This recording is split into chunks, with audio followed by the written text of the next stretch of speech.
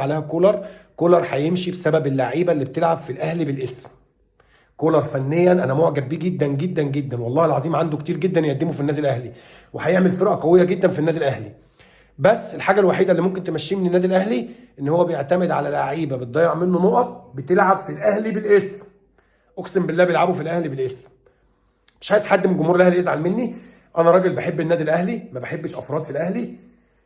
بحب النادي الاهلي وبعشق تراب الجزيره، بس مش على حساب النادي الاهلي هقف مع فرد علشان هو عمل اسم عمل اسم اسف وعمل تاريخ في النادي الاهلي. الشناوي لازم يقعد ويعرف ان هو مش حارس مصر الاول ولا حاجه، وهعتب اكتر على مدرب المنتخب بكل امانه لو ضمه، لان بصراحه حرام واحد زي بسام ما يبقاش حارس في منتخب مصر، وواحد زي الشناوي يبقى حارس في منتخب مصر. حارس راح عليه اكتر من 10 كور من النادي الاهلي دخل فيه بلانتي ضربة جزاء.